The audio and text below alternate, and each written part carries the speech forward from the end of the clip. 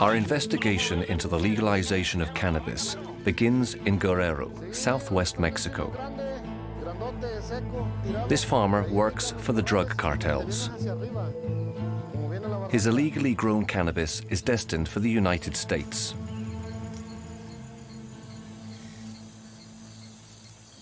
Hay gente que se dedica pues a comprar esto de una manera de clandestina. Sí, yo cuando en el 92 tenía como unos 14 años, yo ya sembraba esto, ya la marihuana ilegalmente. Costaba $1,000 el kilo. However, since some American states have begun legally producing cannabis, the cartels are no longer buying his crop. Como un ejemplo de Colorado que legalizaron nos afectó porque es un estado más que se está perdiendo. Se está perdiendo millones de gente que consumen esto porque llevan legalmente y compran, como comprar un cigarro, comprar un chicle, un ejemplo. No puede competir con un mercado legal y más bueno, y que si nuestro producto no sirve, pues tampoco no vamos a tener mercado.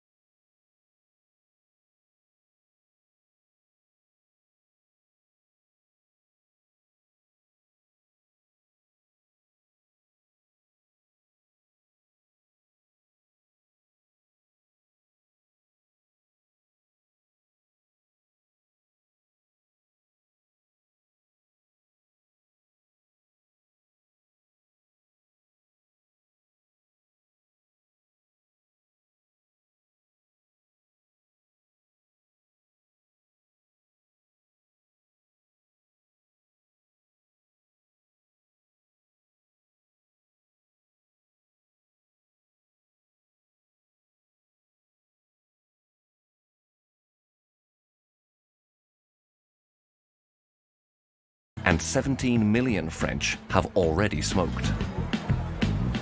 À bas la prohibition du cannabis. En France, nous réclamons un véritable débat. Nous voulons la dépénalisation de l'usage. Tu laisses les mains en l'air, tu laisses les mains en l'air. Tout le monde, tout le monde, tout le monde, mains en l'air, mains en l'air, mains en l'air, go, go. The current policy does not satisfy consumers, doctors, or the police. La position de la France est une non-position, c'est-à-dire elle ne prend pas du tout acte de l'échec de ses politiques publiques depuis 40 ans. On est le dernier pays aujourd'hui parmi tous nos voisins à ne pas avoir au moins dépénalisé. So what happens when states legalize this substance? How have the mafias, who had previously had the monopoly on this trade, reacted? I think the criminals will have lots of good business days, but they won't be in cannabis. Who really profits from legalization?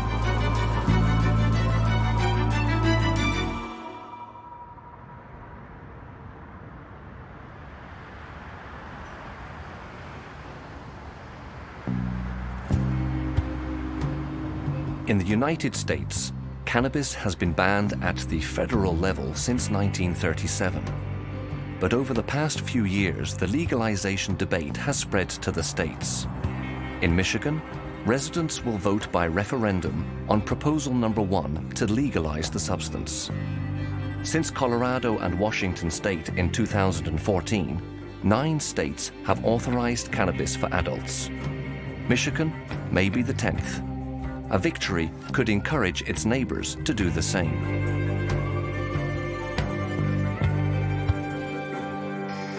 We need some changes in Michigan. Thanks to this referendum's proposal number 1, legalization supporters can finally present their arguments in the media. I'm voting yes on 1. Yes on 1 means fewer drug dealers on the streets. Legalization is working in other places. In Colorado and Washington, no increase in marijuana use by teenagers. Also, $500 million in new revenue for Michigan. Vote yes on 1. I'm proud to vote yes. Let's vote yes on Prop 1. But the battle is far from won. In the poor neighborhoods, a large proportion of the Afro-American population are opposed to the legalization.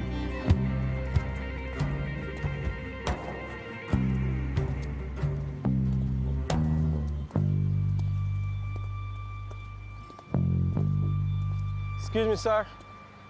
Can I get a piece of literature? On proposal 18-1, we're against the legalization of recreational marijuana. We don't want it to pass. All right, I appreciate it, sir. Thank you very much. All right. They refuse the installation of cannabis shops in this neighborhood, where drug use is considerable. We're just fighting recreational. We don't want recreational, meaning that just like you can go to a liquor store and pick up alcohol, they're going to make it legalized where they're going to open a dispensary right next to these liquor stores, and anybody over the age of 21 or 18 can go in there and partake in it. So that's wrong. So now what they gonna do? Everybody that they put in jail for dope, are they gonna let them out? Some fear that the product may become even more commonplace. It's making it bad for kids that don't do drugs or do nothing because they see that everybody doing it and they think that it's cool and that's the thing to do. Right. Well, back in the day, even if your parents did it, they would keep doing it while y'all was gone or in the basement or in the backyard or in the room. Well, now they want to make everything legal. And I don't believe that. They're making kids grow up too fast and seeing a lot of stuff. Thank you. Thank you. Nice to meet you. You too. These anti-legalization activists do not believe that future taxes on cannabis will benefit their community. We've been told once that if we legalize tobacco, if we legalize liquor, if we legalize, alcohol and lottery, that those funds, those taxes will literally go to fixing our schools. We should have some of the best schools in the country because, we've legalized it, we've taxed it. But how is that happening? How is that going in our communities? We don't see a bit of revenue, a bit of taxes. So what we're doing, we're compelling more of a substance matter and more of a drug to our communities. So I would say, once again, we've been duped by lottery. We've been duped by alcohol. Let's not be duped by dope.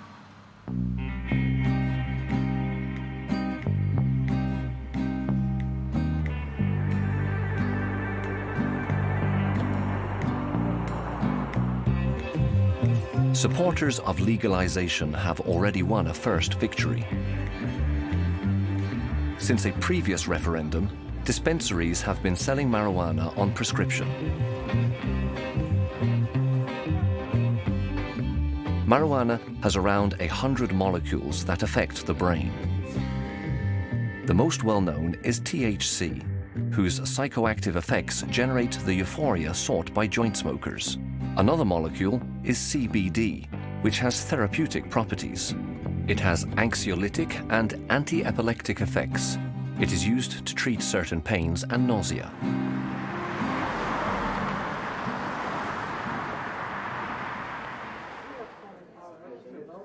For the residents of this poor neighborhood, there is no question of going beyond medical use. I'm calling to see if I can get Miss Mincy's support when it comes to voting no on Proposal 18-1. Yes, vote no on Proposal 18-1. This cold calling is financed by a man named Kevin Sabet, former drugs policy advisor to Presidents Clinton, Bush, and Obama. Since 2014, he has raised millions of dollars to obstruct marijuana. Hi, everybody. My name is Kevin Sabet. Rolling Stone called me the #1 enemy to the pot industry, and that is a badge of honor that I wear. And the pot industry, makes me out to be the devil, which, again, when the devil's calling you the devil, it cancels it out. So I'm okay with that. And I started investigating this industry, this pot industry, because I heard, people want to legalize marijuana, and I said, okay, well, what's that really about? And the more digging I did, the dirtier it looked to me. The more digging I did, the more that I saw that this was about a few people making a lot of money. And let me tell you, those people are already rich. I wouldn't be here right now. We have a fight in North Dakota. We have a fight in New Jersey. We have a fight in New York. I'm in D.C. all the time. I'm meeting with people. I wouldn't be here for 2 days if I didn't think this was winnable. Do you want a drug-free society or do you want a free drug society? Think about that. Thanks.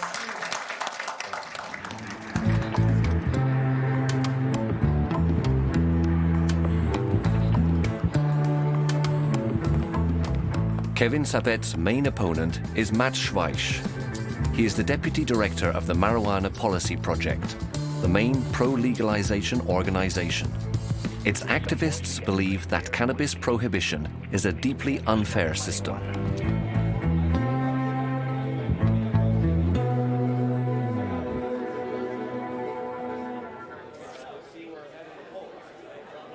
Why do we do this? Why do we care about ending marijuana prohibition? And the reason is it's been an abject failure in public policy. It's difficult to find examples of public policies that have failed so miserably in this country's history.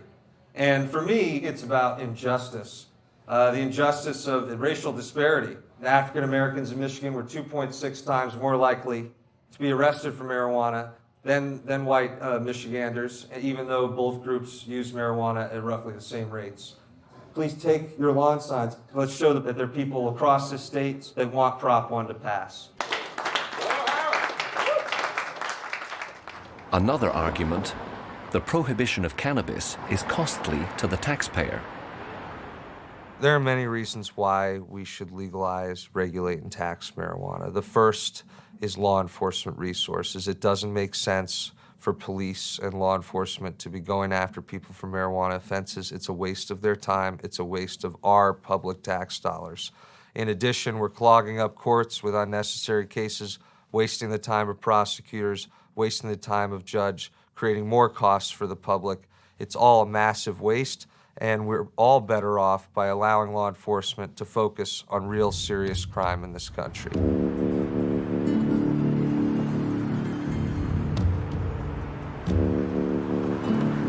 Attacking criminal organizations by depriving them of some of their resources is one of the objectives of the bill. Remove the production and distribution of marijuana from the illegal market and prevent the proceeds of the marijuana trade from going to criminal businesses or gangs.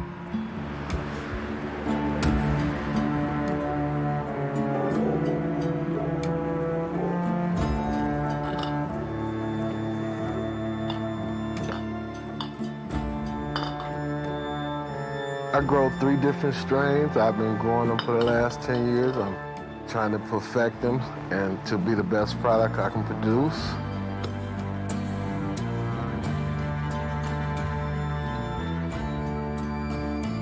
Number 1 is Money Maker, and it's a hybrid. It's 50-50 sativa and indica. Okay, and then I do OG Kush. It's about 12% THC. And I have a lemon Kush, and this is what I'm working with.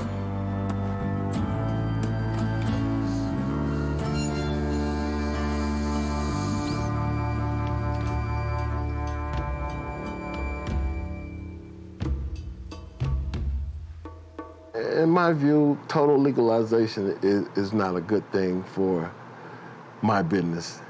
It's going to be taken over by corporations, and eventually it'll be just like alcohol, you know. It'll be taken out of our hands. We'll just be able to go and purchase it or consume it from the big companies. My prices are basically street prices. I would sell an ounce now for like $200. And I mean, in legalization, I may have to drop that 200 to like 150, you know, so just to compete, yeah. What am I gonna do? I suppose I'll get a job in the dispensary.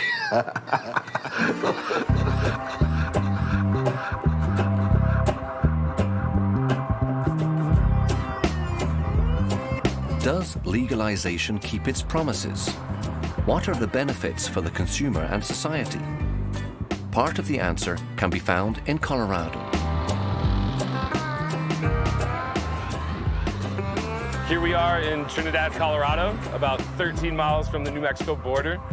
We are currently walking down what the locals call the cannabis corridor. We have about 6 to 7 cannabis dispensaries right here on this street. The parking spots are full up, ready for the consumers to come by and purchase their legal cannabis. Here, legal cannabis has been available over the counter since 2014. This business attracts customers from neighboring states.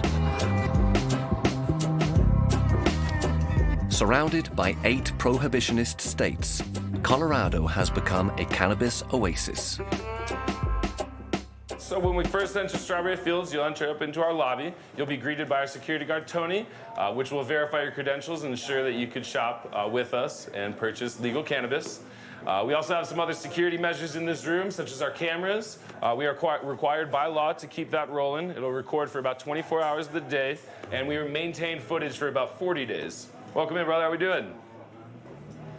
We also have our restricted access area posted, which is Rule 403 in the Colorado Cannabis Law, stating that it is a restricted access you're about to enter in. You must be over the age of 21. In order to attract the black market regulars, these shops offer a good 20 varieties of dried flowers. The dried flower is the part of the plant that contains THC and the part that consumers smoke.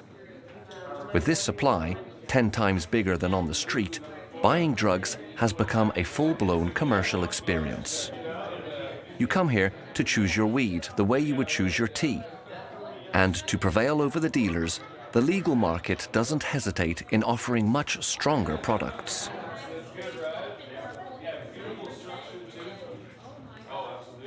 The regulated system, you're able to come in and you're able to browse around. You're able to get educated from highly knowledgeable bud tenders. Compared to the black market, you're going to end up in a shady warehouse or a shady residence, and you're really only going to be able to get whatever they have to offer.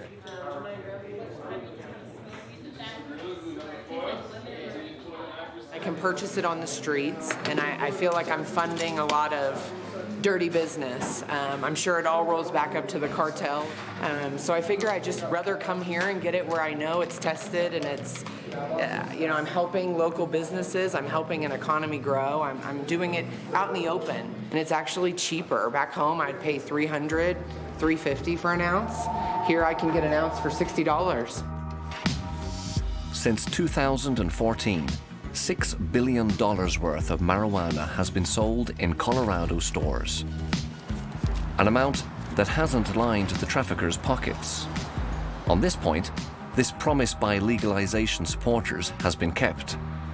Today, this state has more cannabis shops than Starbucks and McDonald's combined. Colorado authorities are closely monitoring the impact of this new market. Since legalization of retail marijuana, we have not seen an increase in youth use, in youth consumption. It's stayed very much the same. With adults, it initially has stayed the same, but just this past year, we're starting to see a slight increase being driven by younger adult use. If we're worried about treatment for addiction, if we're worried about driving impaired, if we're worried about what substance kids are using or that young children are getting into in their parents' home, then we should be talking about alcohol. We shouldn't even be talking about marijuana because it's not even on the radar from a public health standpoint the way that alcohol is. legal psychoactive substances are, indeed, the most lethal. According to the United States health authorities, alcohol is responsible for 88,000 deaths per year, tobacco for 480,000. However, no one dies from cannabis. Nevertheless, there are negative effects on the organism, in particular when it comes to the young. It can provoke psychosis and disrupt heart rate or memory. In Colorado, like elsewhere, cannabis received a bad press before its legalization. Lawyer Brian Vicente is one of those who won the battle of public opinion. November 2012, with 55% of the vote in favor, the pro-legalization won their first victory. To convince voters, Brian Vicente came up with an argument that will be repeated in Michigan.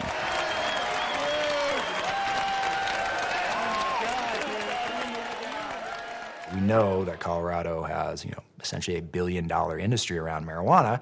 Prior to Amendment 64 passing in 2012, all that money was flowing into the hands of the underground market.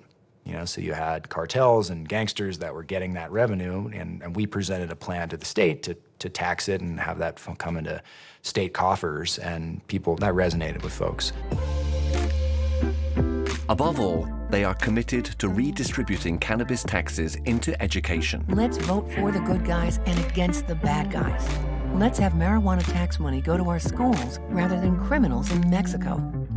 Vote for Colorado. Vote yes on Amendment 64. So going into the campaign and presenting it to the voters, we hired a think tank to kind of look at the issue, to sort of project into the future to figure out how much tax revenue will be generated. They figured there'd be around $60 million in revenue that was gathered. And when we wrote the law, we said, okay, the first 40 million of that every year will go to public schools. Jobs for our people, money for schools. Who could ask for more? Strict regulation, fund education. Yes, on 64. Today, tax revenues are indeed being used to renovate schools, and they're much more significant than expected. Marijuana accounts for approximately $250 million of the revenue that the Department of Revenue touches each year. And the Department of Revenue as a whole accounts for $12 billion of the state's $30 billion budget in terms of the amount of revenues that come in. So marijuana is actually a relatively small percentage of the overall state's revenue. But $250 million is less than 1% of the state's overall budget. Not enough to revolutionize public finances. Having said that, every single dollar that government can get is obviously beneficial. Whilst beneficial for the state's finances, legalization is also beneficial for the labor market. In Colorado, the new cannabis industry has created more than 40,000 jobs. The plant has become an agricultural commodity like any other. We are here at our hemp facility. So with most of this plot here, we have irrigation lines to keep a completely automated feed. Some of the irrigation techniques that we use here is an automatic drip system. Each plot is aligned with a drip hose, and we bring pre-made water and nutrient mix down to the fields and allow this drip system to constantly feed and irrigate all these plants automatically. I don't think that illegal enterprises would want to risk losing millions of dollars to invest in their product when the police can come knock on their door anytime and shut them down, take their plants, and unfortunately throw them in jail. Protected by legalization, farmers have a head start in the competition with the black market. Here, the industry is improving its agricultural techniques and productivity gains.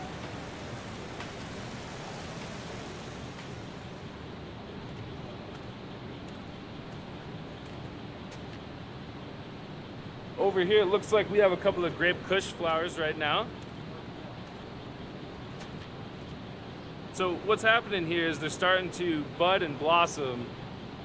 So this is where the secretion of the THC, as you can see on this plant, is coming through nice and full. And all those little crystals are going to hold all the cannabinoids that we're really looking for inside of there. The company has invested $5 million in this greenhouse. So from beginning to end, there's a lot of industrialized equipment that comes into play in this greenhouse. A majority, almost 90%, or actually about 100% of this greenhouse is operated remotely from a computer-controlled system. And that could be from the shades, to the water walls behind us, to the irrigation lines, to the booms. These investments allow them to produce 5 crops a year, compared to the 1 or 2 from illegal fields. The profitability is exceptional. Typically, our overhead monthly is anywhere from $40,000 to $50,000. Typically, revenue that we bring in could be anywhere from $400,000 to $500,000. The new cannabis industry, having started from scratch, is now one of the fastest growing sectors in the United States. And it's not about to stop.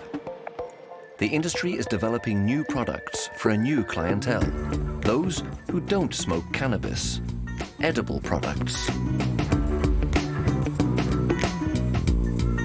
This edible is actually made with distillate oil and not canna butter, and the majority of our consumers do not really like particularly the taste of cannabis when they're eating. So it's one of the main benefits of using distillate in edibles. You kind of eliminate some of that cannabis taste when you're eating it. We want to make this desirable and delectable to our customers. So we like to use that real deep orange color in there. Just makes you want to devour the whole box.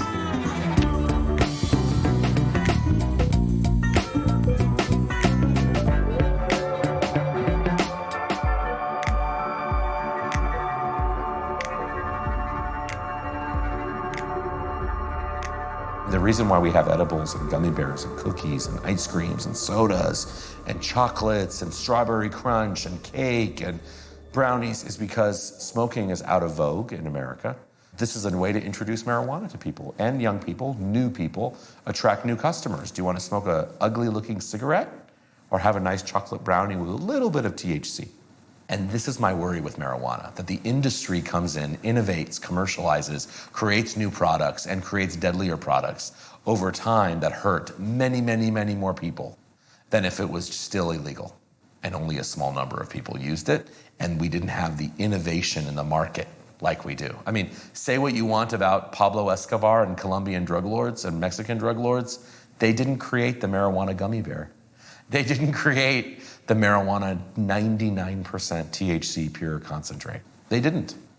If you look at tobacco and you look at alcohol and you look at coffee, those are the most common used psychoactives, right? You can change the taste and you can change the potency.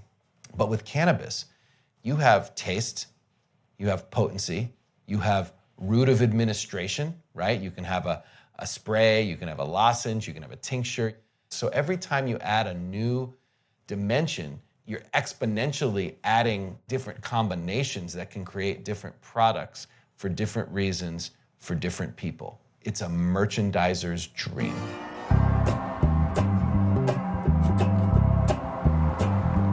In recent years, cannabis has been moving forward in the market economy. The sector is experiencing an economic boom similar to that of modern technology. In the heart of Silicon Valley, hundreds of companies are showcasing the tools and accessories that the industry needs to grow. Some imagine a world where joints will be available in vending machines. Cannabis even has its lobby, the National Cannabis Industry Association, which defends the interests of 2,000 companies. Its priority is to put pressure on Washington to legalize across the country. What will make things change is when federal law changes, when it is no longer illegal at the federal level to be in the cannabis business. When that happens, it will be a phase change and a feeding frenzy among institutional investors, Fortune 500 companies, and Fortune 100 companies and multinational companies all around the world will be falling all over themselves to buy companies in this space to get ahead of the pack.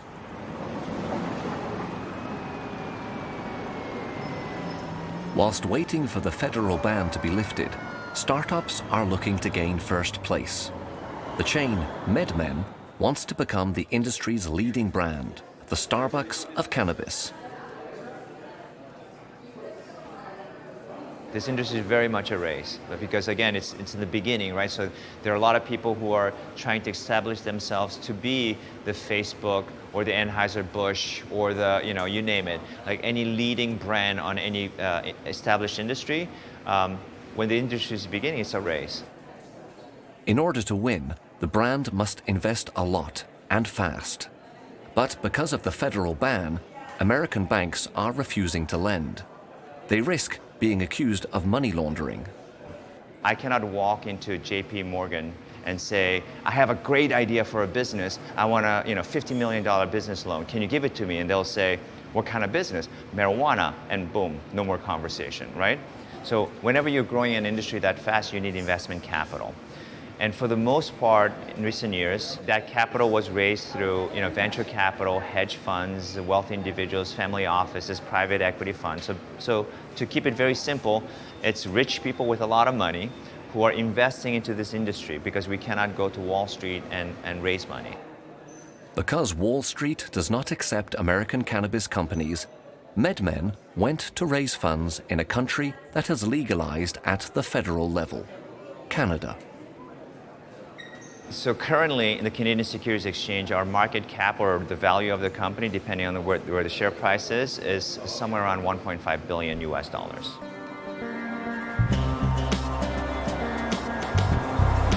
Cannabis on the stock market. Thousands of jobs created and taxes channeled into schools. It seems the time is long past when America wanted to block the drug. I shall continue to oppose efforts to legalize marijuana. Marijuana is a weed and spreads like crabgrass once it goes to seed. But 3 Marines armed with flamethrowers live up to the Corps' boast. They have the situation well in hand.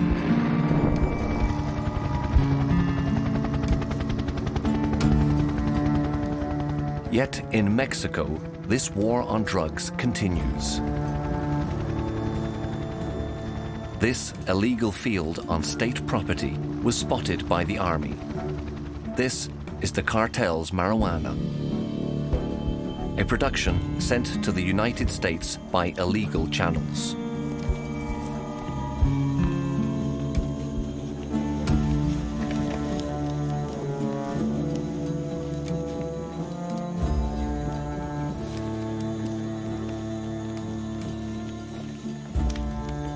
Pues estamos en el área del cártel del Pacífico, cártel de Sinaloa, pues es el de Chapo Guzmán, el Mayo Zambada, ¿no? Ya lo iban a cultivar, yo creo que en una semana más pues ya estaba ahí en la frontera, ¿no? Esta erradicación que se está llevando a cabo es para que las drogas no lleguen a sus hijos.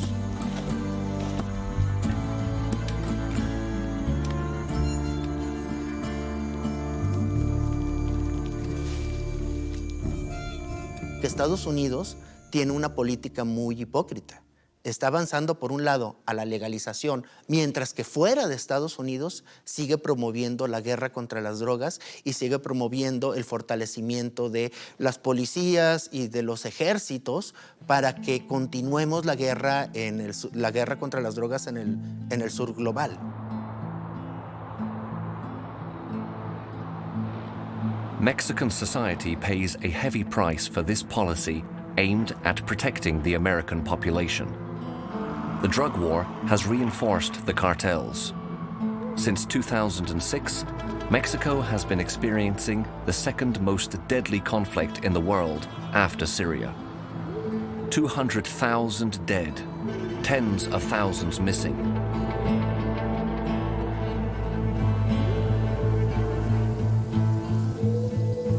The state of Oaxaca in the country's south is a great place to grow marijuana.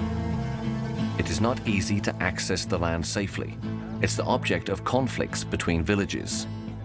These farmers, some of whom plant marijuana, have formed a self-defense group to protect their fields. Eso es lo que quieren ellos, quitarlos los terrenos, pues, para que ellos siembran marihuana, pues, y eso no lo vamos a permitir nosotros, pues, para que los quitan los terrenos que les pertenecen a nosotros, pues. Estamos dispuestos a defendernos hasta la muerte. ¿Traes o te presto? No pasa nada. Estamos hartos de la gente de San Vicente Coatlán que ha humillado al pueblo de Villa Sola de Vega. No queremos que sigan matando a nuestra gente. Tenemos al pueblo de Paso Ancho que lo han desaparecido. Les quemaron sus casas, animales, su ganado. Estamos hartos y estamos dispuestos a defender nuestras tierras. Unidos por la paz de nuestro pueblo. Sola de Vega. Sola de Vega.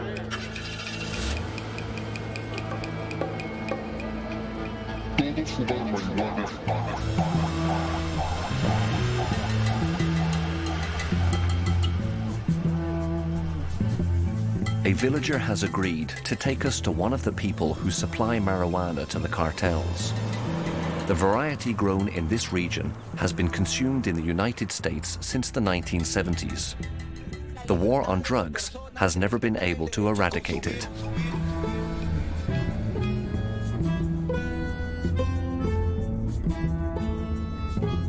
Aquí la marihuana entró como en el 1980.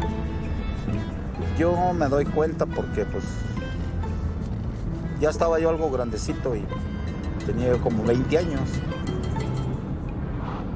Son como 5.300 gentes en el distrito de Sola de Vega. 2.000, 1.500 siembran marihuana. Poquito, ¿quién saca 5 kilos, 10 kilos, 20 kilos? Se la venden a una persona que acapara.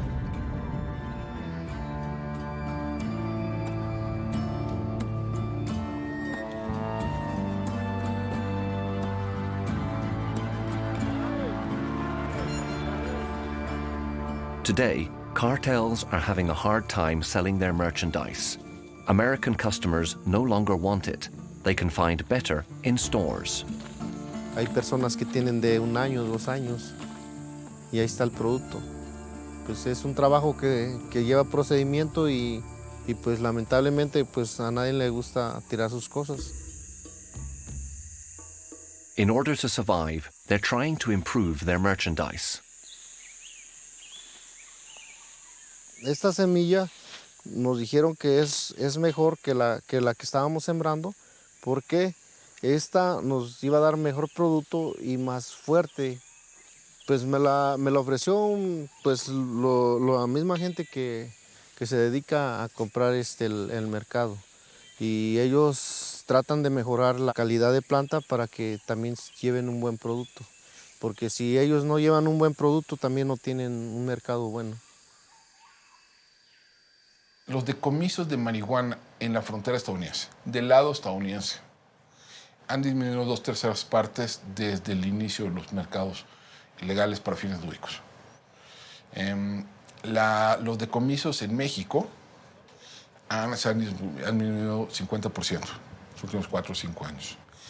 Creo que en términos de precio, en algunos estados ya estamos prácticamente en el punto donde es más competitiva la marihuana producida legalmente en Estados Unidos que la marihuana producida en México y contrabandeada hacia Estados Unidos. Esto va a ser un golpe mortal hacia esta industria ilegal.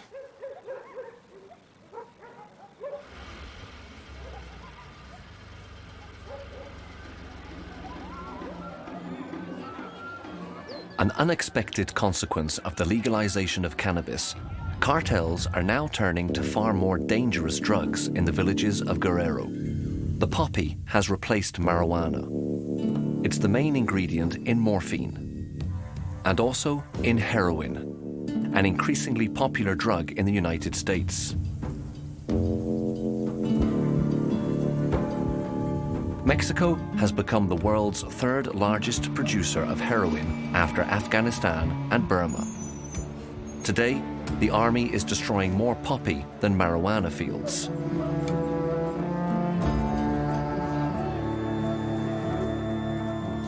This farmer has lost 2 acres of poppies.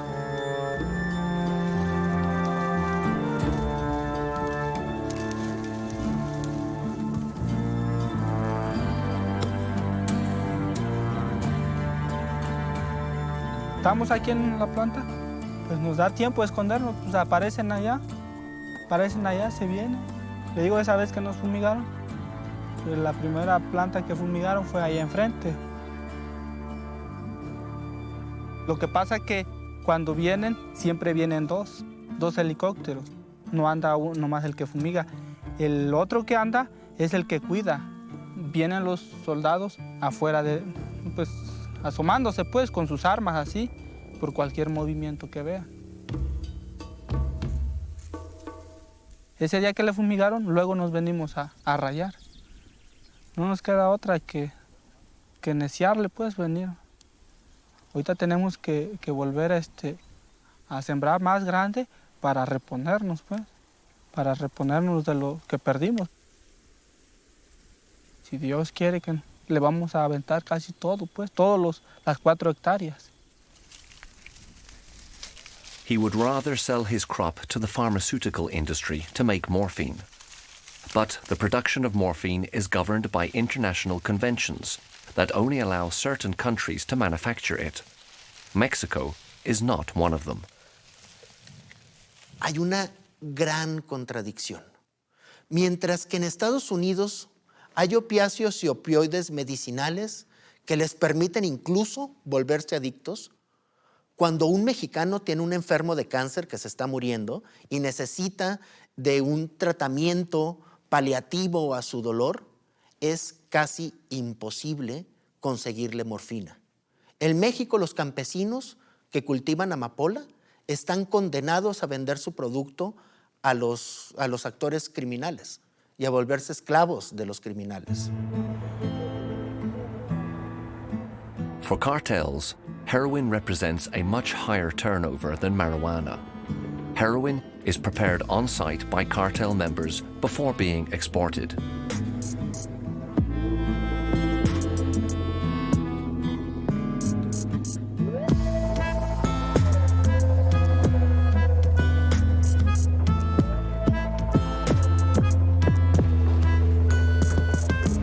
En la organización, bueno, nosotros nos encargamos de esto más o menos, de procesar esto, pues el material. Nosotros somos los cocineros o los químicos, por decirlo así.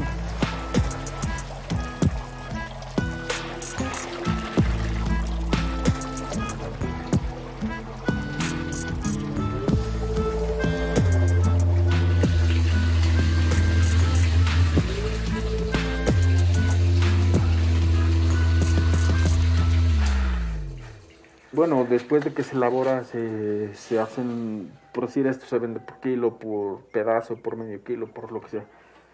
Esto todavía le falta un proceso. Nosotros vamos a sacar hasta este proceso, que es la base. Ya otro se encarga de transportarla, se sigue otra ruta para llegar a otra gente es la que lo compra, este producto. De rumbo a Estados Unidos. A Estados Unidos, de la frontera para allá, por decirlo así. Estados Unidos, bueno, toda esa parte ya del extranjero.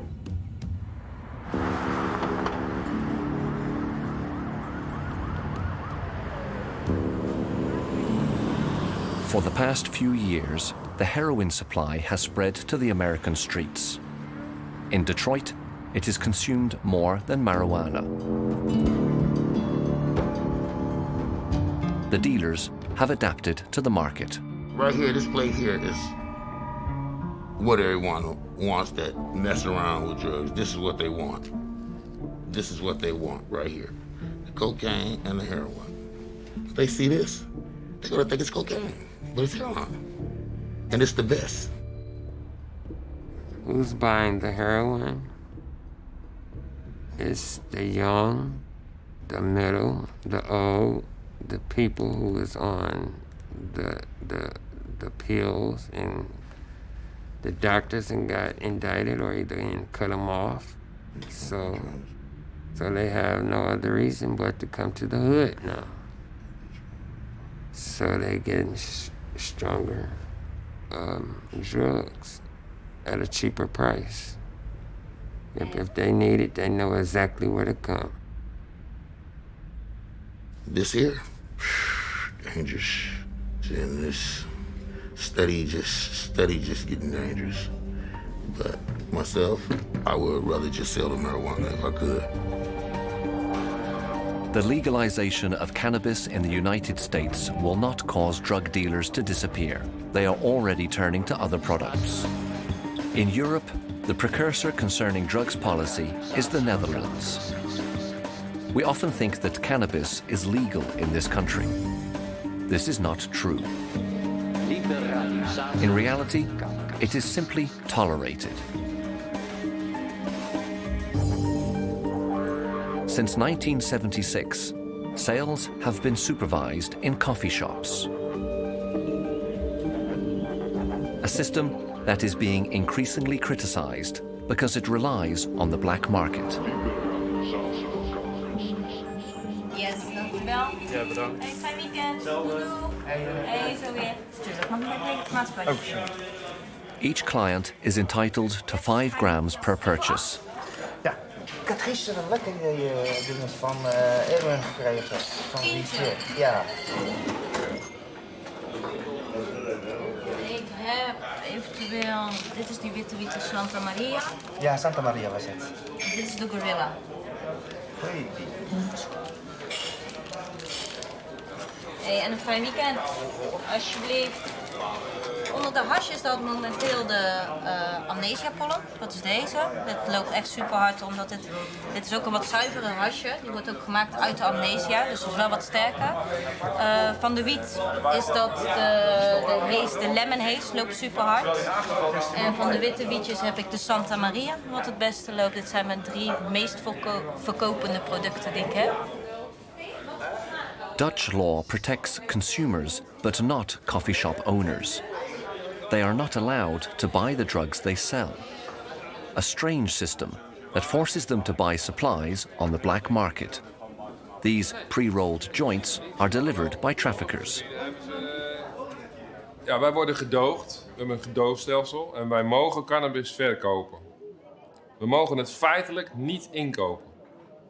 De achterdeur is illegaal, zoals dat heet in Holland. De achterdeur, de illegale achterdeur. Ik kan dus moeilijk vertellen waar de wiet vandaan komt. Sommige coffeeshophouders zeggen bij zo'n vraag... ja, het komt uit de lucht vallen. Het komt van God.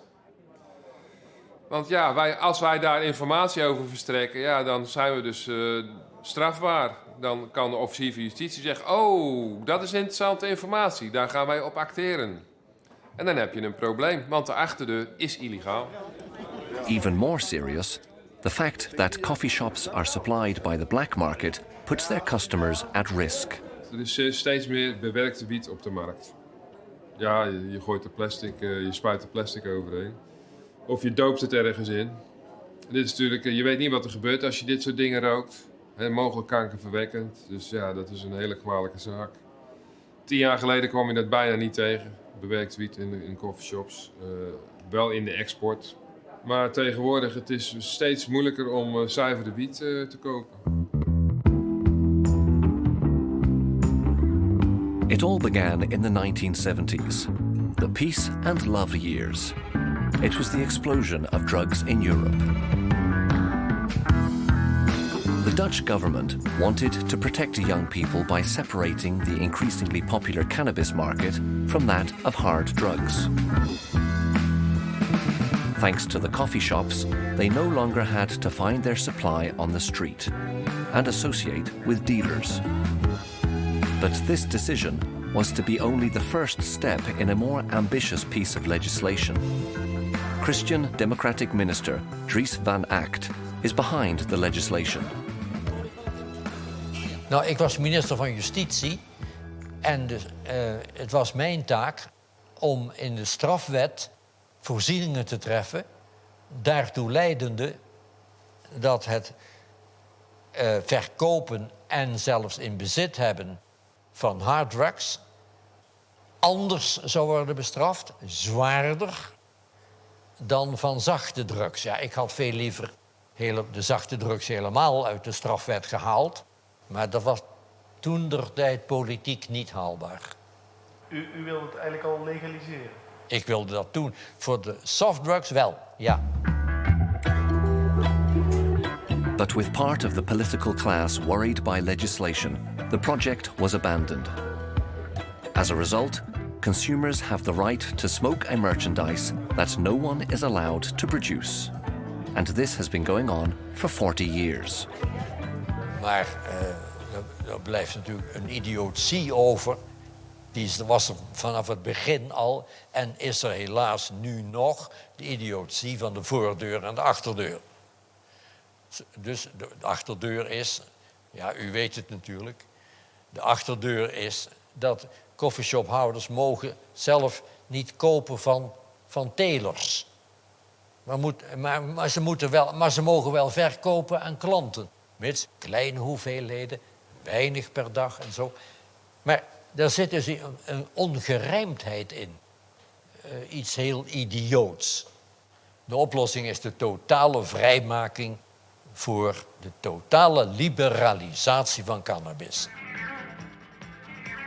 This inconsistent policy has left the door wide open to organized crime. Als het gaat om bijzondere vangsten, zeker in de 80e jaren, toen was het nog zo dat heel veel hashish werd geïmporteerd vanuit Marokko. Wij importeren momenteel bijna niets meer. Nu zien we dat er heel veel ondergronds gaat, letterlijk ondergronds, onder de grond in containers. Maar we zien nu ook dat het buitengebied, de stallen, de veestallen, nu veel meer gebruikt worden om professionele kwekerijen aan te leggen. En daardoor zien wij ook dat veel liquidaties, ook in heel Nederland, nu steeds meer gaan voorkomen die gerelateerd zijn aan de drugshandel. Faced with an increasing number of revenge attacks, local elected officials are calling for a change of course. Ik heb steeds ook uitgelegd en gezegd dat in het kader van het cannabisbeleid en het halfslachtig gedoogbeleid eigenlijk de overheid de rode loper heeft uitgerold voor de georganiseerde criminaliteit. En wat stelt u voor wat er moet gebeuren? Dat we het systeem afmaken. Dat we het gedoogbeleid wat we in Nederland hebben gehad vanaf de jaren 70 eigenlijk ver volmaken. De achterdeur niet meer afhankelijk laten zijn van die illegale markt. Maar ervoor te zorgen dat er een bedrijf is waar de spullen kunnen worden geteeld. Bedrijf is wat een vergunning heeft gekregen van de overheid. As from 2020, dozens of cities will set up an official supply chain. Legalization on a reduced scale. If the experiment is conclusive, it could be extended across the country. Meanwhile, the former pioneering country is falling behind on legalizing states.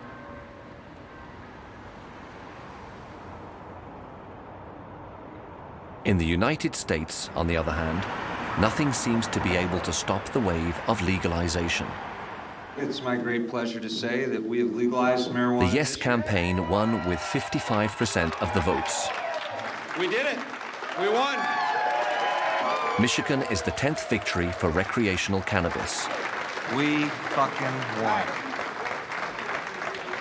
They raised $3,700,000 for the campaign, much more than the No camp. Our speaker and guest of honor, Dr. Kevin Sabet, thank you. Well, it's really an honor to be here. The opponents had only $2,700,000, an insufficient amount to give any hope in winning such a campaign in the United States. It's been a very interesting campaign so far in that way. Sadly, often money does buy victory. And it is a David and Goliath in that we are up against a massive industry nationally. If Kevin Sabet loses so many campaigns, it is also because the legalization camp owes much to 3 billionaires. John Sperling, who has created private universities. Peter Lewis, boss of insurance companies. In his lifetime, he has given $40 million to support legalization. And George Soros. Since the 90s, he has spent $80 million to change the drugs policy. It's purely philanthropic. Neither George Soros or either of the other billionaires have an economic interest in the marijuana industry. A lot of George Soros's donations go to an NGO, the Drug Policy Alliance, an organization founded by Ethan Nadelman. In 1988, this Pricetown University professor called for the legalization of cannabis. a revolutionary idea at the time. Legalization does not mean some libertarian scenario of free drugs available to everybody. What it means is looking for alternatives to the current policies. That's what's important. The vast majority of Americans are not going to become drug addicts, even if drugs are legal. Professor Nadelman, you've raised... I believe that nobody should be punished or discriminated against or amongst based solely on the drug they put in our body, right? That's my basic moral belief, and I believe that's fundamentally grounded in human rights, that the state should have no right to take away somebody's freedom or their property or their family or whatever simply because of the drug they put in their body. That's my core belief, and it's the core belief of many of the leading activists. A few years later, the professor would be able to go from making speeches to taking action. In the summer of 1992, I received a phone call from a fellow named George Soros, inviting me to lunch. And Soros was at this point not yet famous. At the time, George Soros had founded the Open Society Institute, a philanthropic foundation that supports democracy in Eastern European countries. But until this point, he'd never been interested in drugs. Soros and I had lunch at his office in the summer of '92, and we spent 2 hours arguing and discussing, and I was teaching him about elements of the drug issue. And finally, he looks at me and he says, "Listen, I see we agree on the basic issues. We'll have our differences. Now, I'm a very busy man," he says, "but I have substantial resources. So let's assume I want to empower you to accomplish our common objectives." Ethan Nadelman wanted to legalize recreational cannabis, but at the time, public opinion was not ready. So he decided to hold referendums on medicinal cannabis. Soros was sympathetic to the issue of medical marijuana, not because he was in favor of broader legalization back then. He was not. It was because he saw it as an intersection of his interest in ending the drug war and another interest of his, which was death and dying with dignity. Unquote. The Institute of Medicine recommends... Well, when we started on the medical marijuana campaign, we needed to change the image.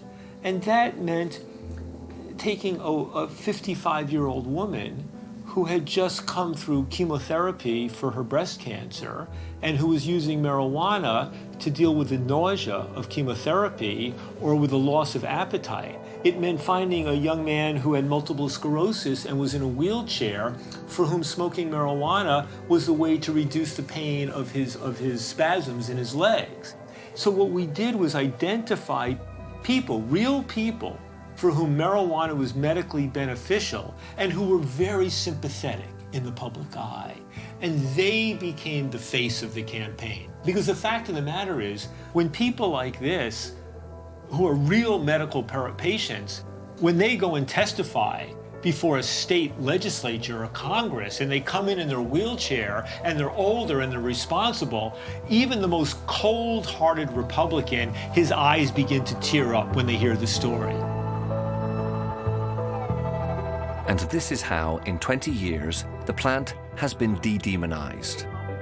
This strategy has led to more than 30 US states legalizing the therapeutic use of cannabis. This is often the first step before full legalization.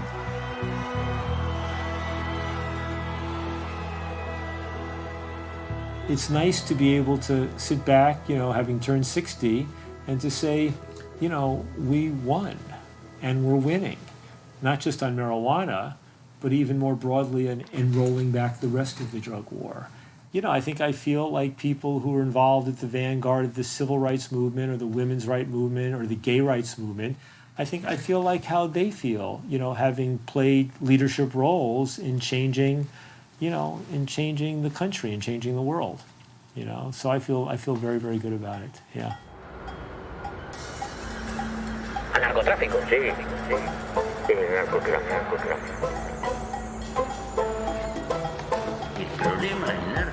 The the initiative to legalize sometimes comes from the highest state level. This is what happened in Uruguay, the first country to legalize recreational cannabis in 2013.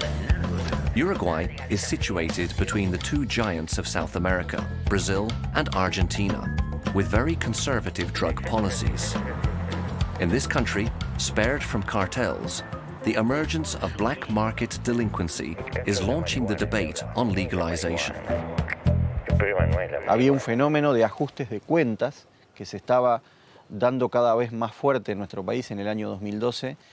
En muchos de los casos eran jóvenes que morían en esos enfrentamientos entre bandas o entre grupos dentro de los territorios y por lo tanto la actividad del microtráfico vinculado al acceso en el cannabis se entendía que separándola y dándole reglas.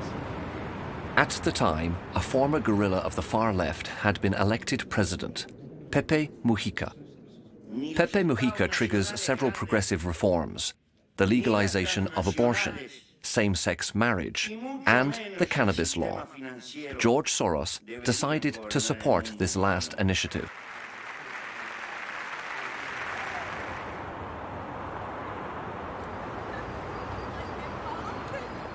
So right away, my organization sends people down to Uruguay, and one of my colleagues ends up moving to Montevideo and helping to run the public education campaign in Uruguay. And our legal experts go down to Montevideo to do seminars for people there, and other people are coming in. George Soros's support goes further. He appears in public with President Mujica, who is visiting New York. Two fundamentally opposed men, united by the shared desire to change the drugs policy. Oh, I was there. Yeah. No, it was Soros and Mujica and me and Mujica's right-hand guy, Diego Canepa, his chief of staff. So the four of us met. I mean, that was, with two very different personalities, Soros and Mujica. Mujica, is, I don't know, he's his own personality, former Tupamaro guerrilla, kind of, stubborn in his own way. So I think they were sort of curious to meet one another. 3 months later, it's the moment that takes the whole world by surprise. The Uruguayan parliament votes for legalization. Han votado 29 senadores, 16 lo han hecho por la afirmativa y 13 lo han hecho por la negativa. Queda aprobado en general el proyecto de ley. El Senado ingresa a la discusión. Uruguay became the first country to break with the UN Convention prohibiting marijuana, a historic date in drug history. Today, there is a consensus on the law, even at the highest level of the national police force.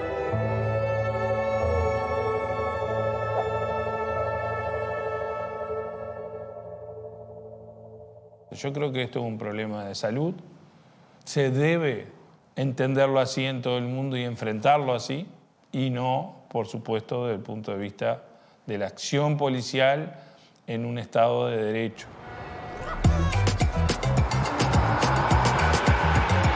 What conclusions can be drawn today from the Uruguayan legalization?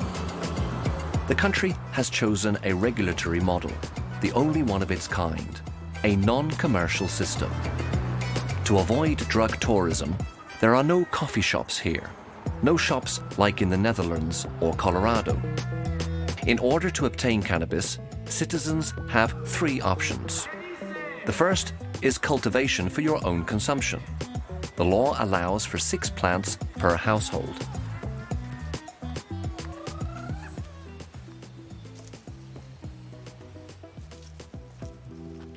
Lleva su trabajito. Hay que dedicarle horas por día. Pero ya ahorrando en lo que gastaba en el mercado negro, ya está retribuible. Obvio que 100% retribuible, si te tengo que decir, si es retribuible.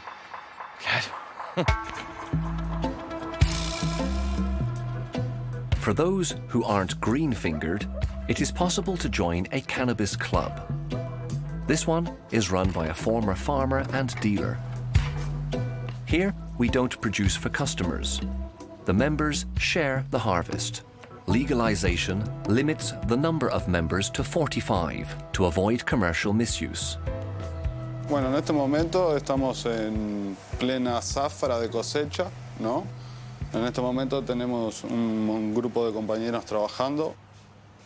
Algunos prefieren la paga en el producto diciendo socio del club y pagan su cannabis a través del trabajo. No es que sea un empresario, soy un jardinero. Gano un salario que es un poco más oneroso del mínimo nacional. Unlike Colorado, consumption here is controlled by the state for public health reasons. 40 grams maximum per month.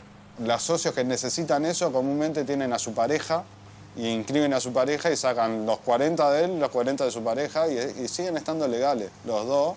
Y claro, sin tener la necesidad. Si no, los 40 gramos de buena marihuana es muy difícil que te lo fumes, ¿entendés? Es de verdad, si te lo fumás es que sos una bestia.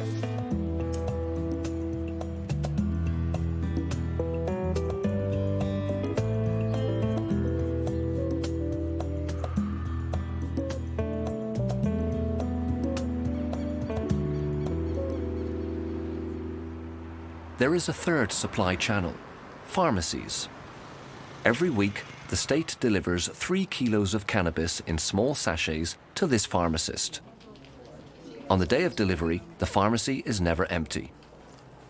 Uruguay is the only country in the world where this mode of distribution exists. The idea came from the pharmacists themselves.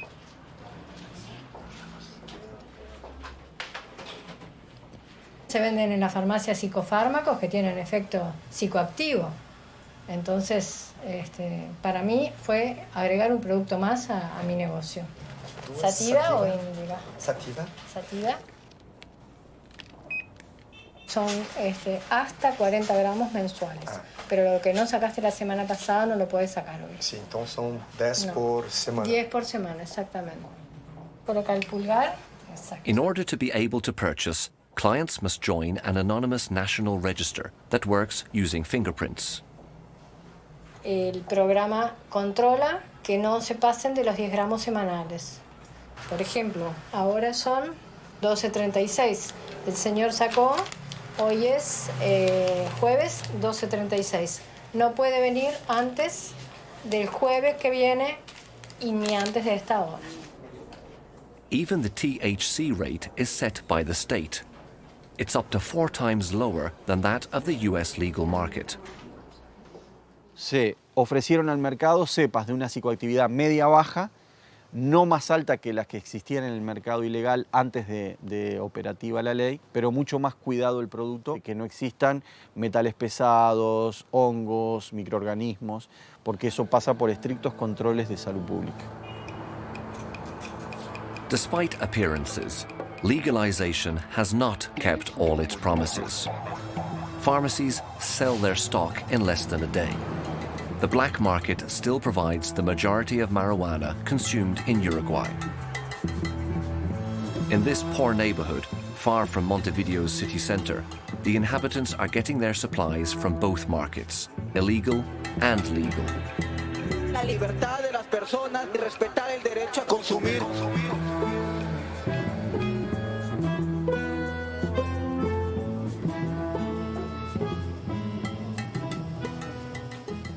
Estás en la farmacia. Tengo 4 yo, hay una que se agregó ahora nueva. ¿Viste? Y ahí dice, por ejemplo, esta dice no hay cannabis, esta dice los días de venta, va a ser el viernes y otro más. Estas solamente ahora dicen que no hay stock. Pero cuando tienen, pone, hay stock de cannabis y la variedad que tienen.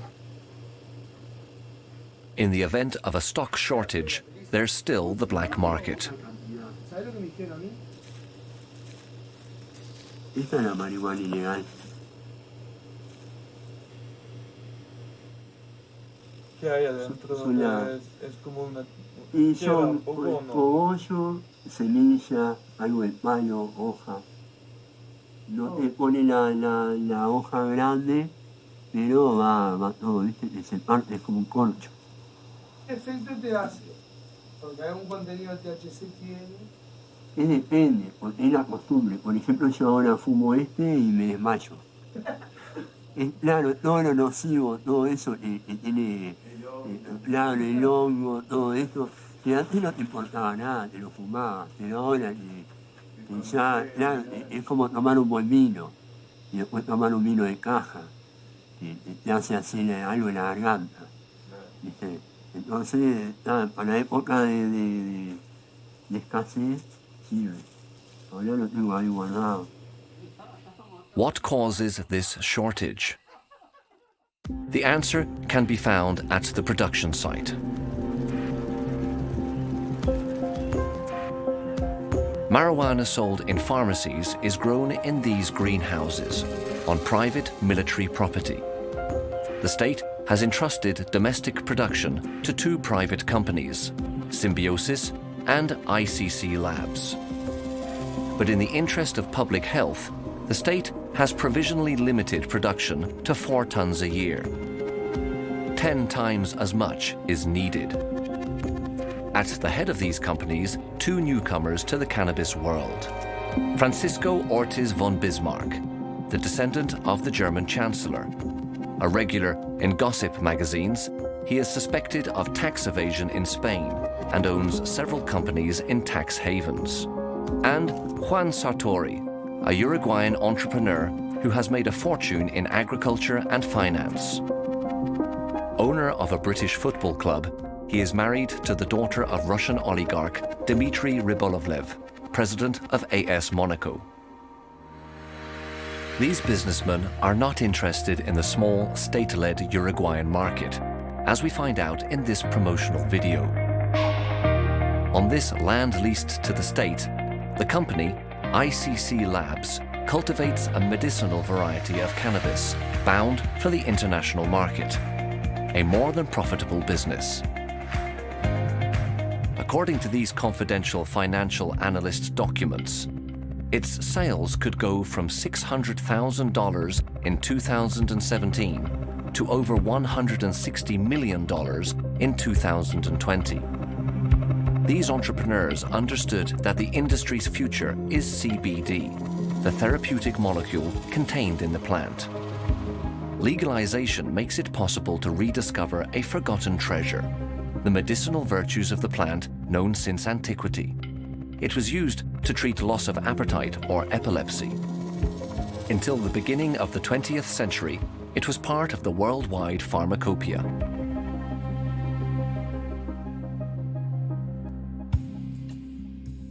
More and more countries are reauthorizing the medical use of cannabis. Around 40 worldwide, half of which are in Europe. Switzerland has taken the lead in the CBD sector.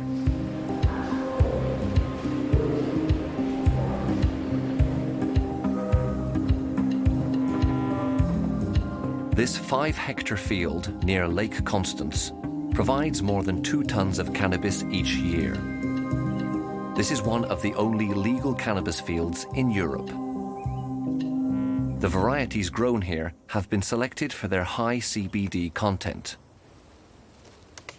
Claudia Zires-Naut manages the company that grows these plants. Hi Nick. Hallo. Na, alles gut? Ja? Wunderbar. The crop complies with hygiene and quality regulations in the food sector. Also zuerst werden diese größeren Blätter hier entfernt, ja? Und danach wird der Nick in ungefähr 30 cm Höhe abschneiden. Man macht das noch an der Pflanze, damit es für die Blüte schonender ist.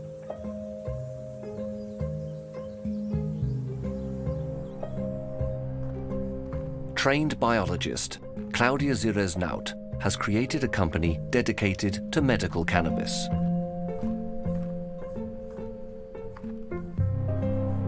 Eigentlich komme ich aus der pharmazeutischen Industrie. Ich war bei verschiedenen Firmen, bei Boehringer, bei Roche, immer international tätig. Also ich bin klassisch im Pharmageschäft groß geworden, viele, viele Jahre.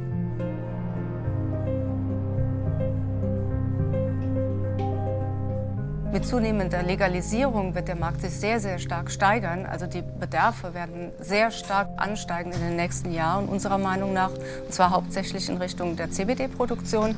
Und dieser Markt wird deutlich ansteigen. In recent years, CBD has been introduced into parapharmacy, cosmetic, and well-being aisles. It's reaching out to a new clientele. Das heißt, hier dieses ist wieder die Creme.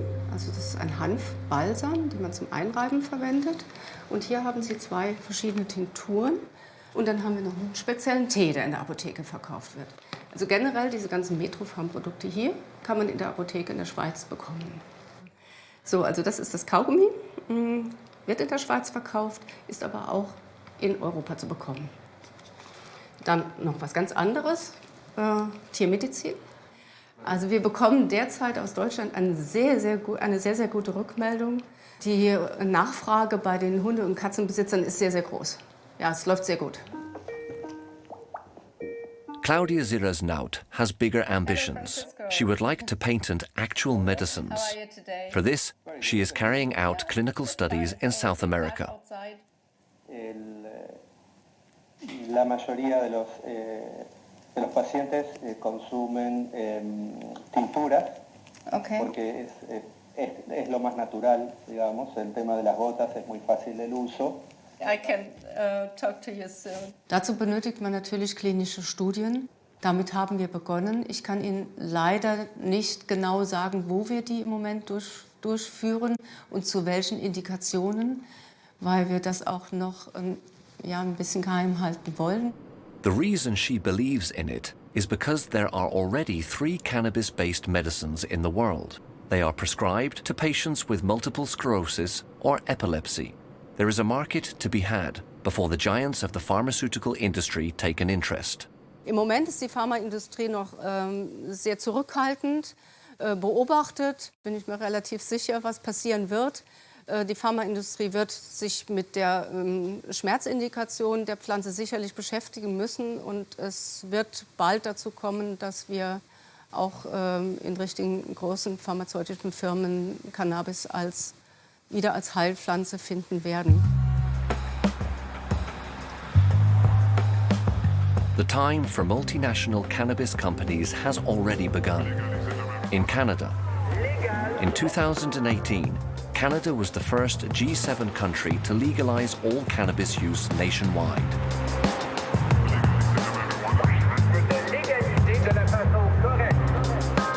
A campaign promise from candidate Justin Trudeau. Légaliser de la façon correcte, en protégeant nos jeunes, en assurant qu'on n'envoie pas des milliards de dollars dans les poches du crime organisé comme on le fait actuellement. C'est la seule façon de protéger nos jeunes, de protéger nos communautés. Et c'est ce que nous allons faire comme promis. But who benefits from legalization today? Each province can apply the law restrictively. In Quebec, as with alcohol, state stores have a monopoly on sales and set the price.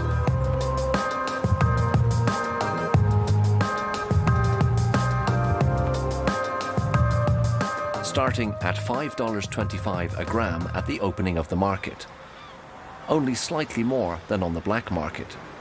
However, some long-time activists are unhappy. Buy an illegal Quebec cannabis flag. You cannot buy these anywhere else in the province of Quebec. All illegal. All these are illegal. I mean, they have made them. Mark Emery spent several years in prison for selling marijuana when it was banned. He criticizes the production and distribution grabbing by some major groups. To avoid the risk of resale, the government has prohibited citizens from growing their own crops. We're not getting what we want. What we have in Quebec is the opposite of what we want. When I was campaigning all these years to change the laws, it was so ordinary people could sell pot. It's so ordinary people could grow pot. The same people who were being charged under all these offenses. That's who I was trying to liberate. I wasn't trying to liberate the big businessman so he could spend money and become a big capitalist producer of factory farmed weed. I wasn't fighting so the Quebec government that used to hunt us down could have a monopoly selling their shitty corporate weed to us while the rest of us still get charged with growing or selling, right? I mean, it's the worst legalization ever.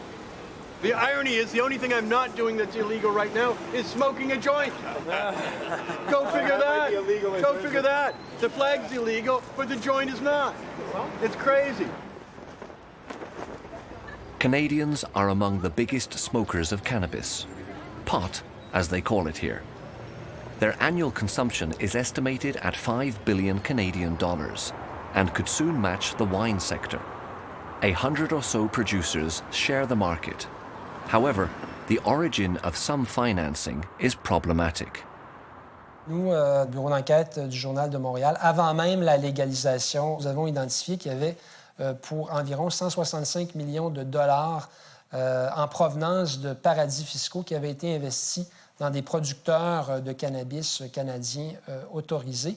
On avait une myriade de petites îles, qu'on parle des îles Seychelles, qu'on parle des îles Marshall, Curaçao dans les Antilles néerlandaises, des endroits très, très petits, des paradis fiscaux très exotiques, disons, qui avaient financé l'industrie. À la suite de notre reportage, qui était au début 2018, le Sénat canadien a réagi pour tenter de faire amender la loi pour la légalisation du cannabis, de manière à ce qu'on puisse avoir le portrait transparent de qui se trouve derrière les investissements offshore. Par contre, le gouvernement n'a pas accepté cet amendement-là, donc ça n'a pas été adopté. Donc, on n'a toujours pas plus d'informations. Today, more than $300 million Canadian dollars from tax havens fund the cannabis sector. Funds that are outside the Canadian tax system. Quand on parle d'un segment de l'économie qui a été légalisé justement pour apporter des recettes au niveau du gouvernement, de penser que c'est seulement le petit consommateur qui va payer les taxes sur le produit et que les investisseurs aux poches profondes, eux, vont profiter d'une optimisation fiscale très, très poussée. Encore là, ça soulève des questions. The relationship between the cannabis industry and power also raises questions. Several members of Justin Trudeau's party have left politics to get involved in the cannabis business. On a, par exemple, Chuck Rifici, qui est bien connu, qui est un peu surnommé comme le parrain du cannabis au Canada, donc qui est l'ancien directeur des finances du Parti libéral. D'autres noms également surgissent. On peut penser à Martin Cochon, l'ancien ministre libéral de la Justice. On a également Adam Miron, qui est l'ancien directeur national du Parti libéral du Canada. Donc, ça fait jaser beaucoup. Pourquoi autant de gens qui ont des liens politiques, des connexions politiques se retrouvent à des endroits stratégiques dans l'industrie du cannabis?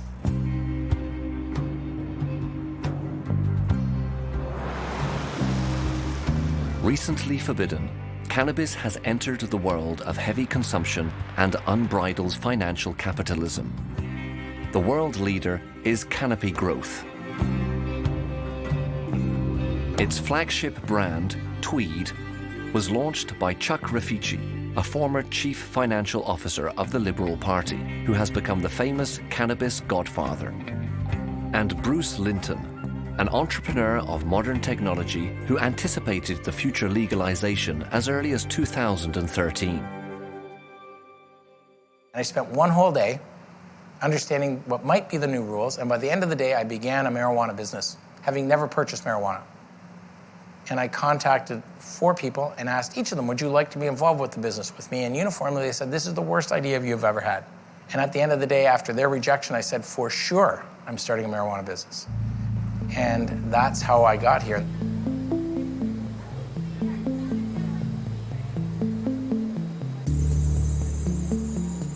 Cannabis has entered a new era with Bruce Linton. The industrial stage, assembly line work, and mass production. Its plant produces the largest legal cannabis crop in history, about 80 tons a year, 20 times that of Uruguay.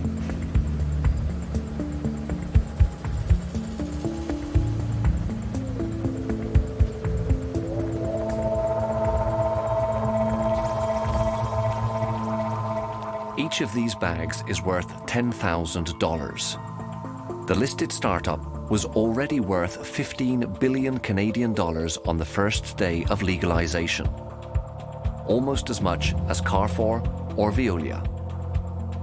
A stock market value obtained thanks to the American alcohol group Constellation. This beer and wine giant invested 5 billion Canadian dollars to become a major shareholder in Canopy and join the party. I think what they wanted to do was have a continuous opportunity of growth.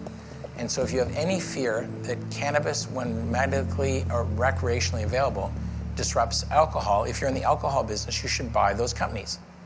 Motivations on doing a transaction with $5 billion, called $4 billion US. Constellation, I think, viewed what we're doing as both very disruptive across many categories. Pharmaceutical, pet care, alcohol, sports recoveries. A number of pundits are starting to come to an annual number every year of about a $500 billion piece of business. The enthusiasm for cannabis hinges on a gamble. The gamble that many extracts of the plant will soon appear on our supermarket shelves. Cannabis is not just 2 molecules. It actually contains dozens of them. Each has specific effects on the organism. A potential that remains untapped, which bodes well for a multitude of commercial opportunities. You and me are going to have a glass. You come back to Canada in about a year, I'm going to pour you a nice glass of Tweed and Tonic. You're going to smell it. It's going to smell like a little bit pine. It's not going to give you a dehydration headache. And it might make you feel a little bit upbeat, but it'll have you'll feel it in maybe 14, 13, 12, 16 minutes. And it will have a low dosage, and it won't be so strong that you're losing this. You'll just be in charge, but feel positive. Will cannabis be the proclaimed El Dorado? Several multinationals seem convinced of it. Heineken has bought the American brewer Lagunitas to launch alcohol-free cannabis drinks. Canadian brewer Molson Coors and Hexo are also producing cannabis drinks. Altria, owner of Marlboro, has invested €1.5 billion in Kronos. It's a three-headed monster of alcohol, tobacco, and marijuana. Alcohol already is an industry that kills 100,000 people a year. They know how to market to college students. They know how to market around the world, around the country. And I worry that they, combining with marijuana, would be a double threat. I worry also about tobacco also taking over marijuana. They have members of their board who sit on members of other boards of marijuana companies. So alcohol and tobacco, those are the 2 global, worldwide industries that have been a disaster for public health and safety. Why would we want to emulate alcohol and tobacco? For states that want to legalize, there is still time to define their own mode of regulation. Somewhere between Uruguay's state model concerned with public health and an Anglo-Saxon business model, which is a big part of the industry. There's a lot of good things that are coming out of the legalization of marijuana, but one of the bad things is that the money being made is going to be less made by poorer people, white, black, and brown, who were growing it, making it, producing it, selling it. And more this industry is going to be dominated by people, who have no history with marijuana, who just see it as another commodity, another opportunity to make money. And that's, I didn't spend my lifetime working to legalize marijuana so that these guys could get rich.